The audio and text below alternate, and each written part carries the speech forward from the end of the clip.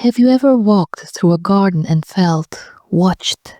Not by other people, not by birds or hidden cats, but by the garden itself.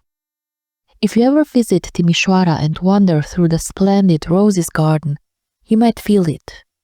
There's a path toward an end of the park that curves behind a row of hedges. There, tucked in a quiet corner, you'll find a strange bush. The petals are the color of dying fire, orange with golden edges. It doesn't match any known variety. It never wilts, it never loses its leaves, and no matter how often it's trimmed, it grows back. The city calls it a botanical curiosity, a miracle, but my family calls it something else. We call it the Orange Wonder. I am the great-great-granddaughter of Wilhelm, known in the 18th century as Wilhelm the Florist. Some say he was a botanist, others say he was a genius. Some whispered behind closed doors that he made pacts with things best left unnamed. I don't know exactly what to think, but some things were definitely not right. And yet, Wilhelm remains in the collective memory as the best florist in the city of Timisoara. He is a personality and deserves his place in the history of this extraordinary city. One thing I know for sure. Wilhelm was obsessed with roses. His home once stood not very far from the roses garden in the so-called Elisabethstadt. Back then it was fenced, iron-gated, surrounded by ivy-thick walls. He grew roses in every color, crimson, cream, deep violet, even shades that blend into blue or black under moonlight. But one rose outshone them all. He called it the Orange Wonder. No one was allowed near it, not even his wife, not the gardeners, not the priest who came every January to bless the land. It bloomed in a locked corner of the garden, behind wrought iron gates that were overgrown with thorns. Wilhelm cared for it personally, always at dusk. And then there was his son, Arpad. A quiet boy with curious eyes, Arpad adored the garden. He followed his father from bed to bed, learning Latin names, memorizing the scent of soil after rain. But he knew the rules. And the one rule never to break was this: never go near the Orange Wonder, especially not at night. But children are not known for perfect obedience, and curiosity, as you know, can be fatal. It happened in late October. Arpad was 8. The house had gone quiet for the night. The servants slept, the oil lamps were out, and the moon hung swollen and pale behind thin clouds. He crept barefoot across the floor, down the stairs, out through the side door and into the cold breath of the garden. He knew the path. He knew the place. The gate to the forbidden section was unlocked that night. Perhaps his father had forgotten, or perhaps something had left it open. Arpad pushed it gently and stepped through. There, in the moonlight, the Orange Wonder glowed softly, its petals shimmering gold, as though it fed on starlight. But something was wrong. He wasn't alone. There was a woman standing over the flower bed, her back turned. She wore a faded gray dress that trailed in the dirt. Her hair was long and black, hanging limp like vines down her back. In her hand was a copper jug, and she poured water, slowly, methodically, onto the rose. Arpad stepped closer. "Mama?" he whispered. The woman froze.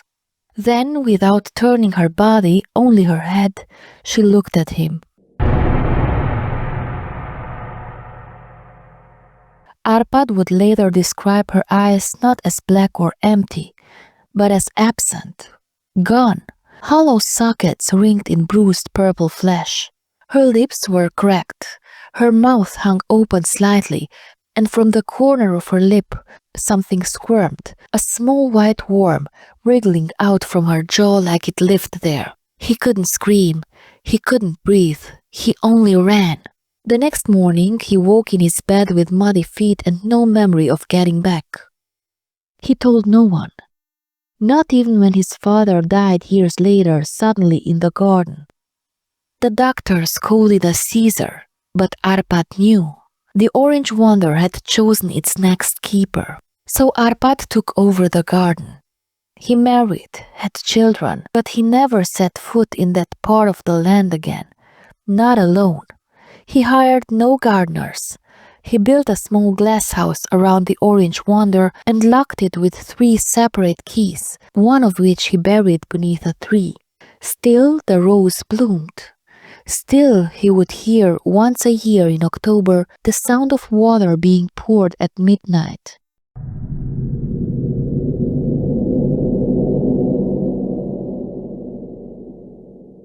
One night, long after his hair had gone white, he didn't come to breakfast. His wife found his shoes by the iron gate. The lock of the glass house was shattered from the inside.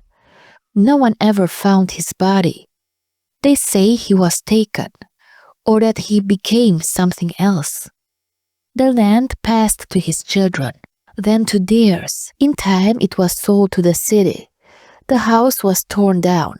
The garden opened to the public. But the Orange Wonder could not be removed. After several failed attempts, machine stalled, a man fell ill, and the young botanist disappeared. It was decided not to destroy it, but to move it. And so it was carefully, cautiously transplanted to the Roses Garden, not far from the home of Wilhelm the Florist. It took root quickly. They found Wilhelm's notebook near the newly planted rose. The final entry read, "She is still watering it."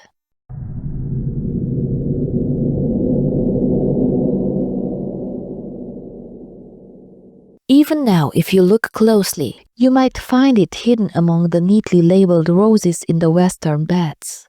It has no tag, no name. The gardeners avoid questions. But sometimes at dusk, a warm orange glow flickers through the leaves. The air stills, and if you're quiet, you might hear the soft clink of water in a copper jug. If you ever see a woman with long black hair standing alone among the roses, do not speak to her, do not follow her, and above all, do not look into her eyes, if she has any, because the Orange Wonder never dies. And once it sees you, it never forgets. Thank you for listening. And next time you walk through a beautiful garden, ask yourself, who's really tending the flowers?